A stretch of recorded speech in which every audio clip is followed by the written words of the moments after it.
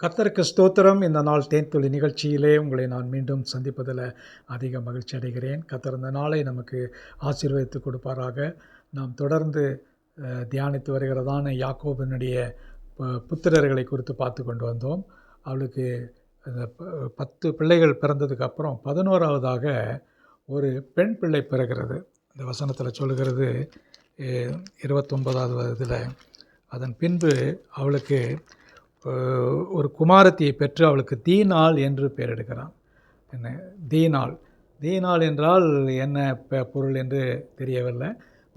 இதற்கும் ஒரு பொருள் இருந்திருக்கும், அர்த்தம் இருந்திருக்கும்.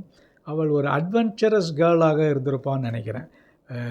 ஆதியாகமம் 34ஆம் அதிகாரத்தில் நம்ம இவளை குறித்து பார்க்கும் பொழுது ஒரு செல்ல பிள்ளையாக ஆபிரகாமுக்கு லேயாளுக்கு பிறந்திருந்தாலும் கூட அவள் தன்னுடைய மனம்போக்கில் அவள் வாழ்ந்தவளாய் காணப்படுகிறாள். 34ஆம் அதிகாரத்தில் அவளை குறித்து பார்க்கும் பொழுது, லேயாள் யாக்கோபுக்கு பெற்ற குமாரத்தியாகிய தீனாள் தேசத்து பெண்களை பார்க்க புறப்பட்டாள் என்று பார்க்கிறோம்.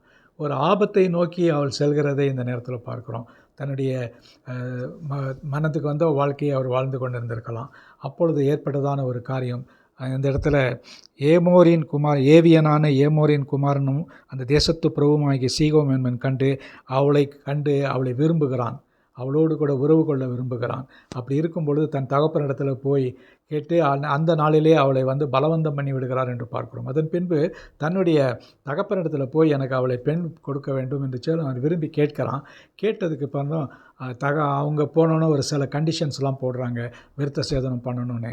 34ஆம் அதிகாரத்தை நீங்கள் படித்து பார்ப்பீங்கன்னா அதனுடைய சீக்வன்சஸ் எல்லாம் நன்றாக தெரியும். அதன் பின்பு அவர்கள் விருத்த சேதனம் பண்ண பின்பு அவர்களுக்கு நோவு வருகிறது. அது கர்த்தருடைய பார்வைக்கு அருவருப்பான ஒரு காரியமாக இருந்திருக்கிறது. ஆகவே அந்த வேளையில் அவர்கள் அந்த இடத்துல வேதனையோடு கூட இருக்கும் பொழுது இந்த தீனாளுடைய சகோதரர்கள் ரிவெஞ்ச் எடுக்கிறாங்க. சிமியோனும் லேவியும் போயிட்டு அந்த பட்டயத்துக்குள்ளே சென்று அந்த ஏமோரையும் அவனுடைய குமாரனாகிய சீகேமியும் பட்டயத்தில் வெட்டி கொன்று விட்டார்கள் என்று பார்க்கிறோம். இது ஒரு துரதிர்ஷ்டவசமான ஒரு சம்பவம். இதில் வேதத்திலே பார்க்கும் பொழுது முதல் விதவை பெண் யார் என்று சொன்னால் இந்த இடத்துல தீனாள் காணப்படுகிறாள். இந்த இடத்துல அந்த சந்ததி எப்படி சென்றது என்று பார்க்க முடியவில்லை. அவளோடு கூட விதையாகவே இருந்திருப்பாளோ என்று நான் நினைக்கிறேன். அதை குறித்து வேதத்தில் என்ன சொல்கிறதுன்னு தெரியவில்லை, பார்ப்போம். இந்த வேளையில் இந்த சம்பவத்தின் மூலமாக நாம் எதுவுமே தன்னிச்சையாக எந்த முடிவும் எடுக்கக்கூடாது. அவளுடைய வாழ்க்கையில் அவள் யாருமே கேள்வி கேட்க முடியாத ஒரு வாழ்க்கையில் வாழ்ந்திருப்பான்னு நினைக்கிறேன். தன்னுடைய வாழ்க்கையை அவளே தெரிந்து கொண்டா அதனுடைய முடிவை அவள் பார்க்குறோம். இந்த வேளையில் இந்த ஆதியாகமம் புத்தகம் 49 இவளை குறித்து கூட எந்த வார்த்தையும் ஆசீர்வாதமான ஒரு வார்த்தை சொல்லப்படவில்லை. ஆகவே இந்த நாளில் இந்த தீனாளுடைய வாழ்க்கை நமக்கு ஒரு பாடமாக அமையட்டும். கர்த்தர் நம்ம நோக்கி பார்ப்போம். நல்ல ஆண்டவரே, நன்றியோட துதிக்கிறேன், ஸ்தோத்திரிக்கிறேன்.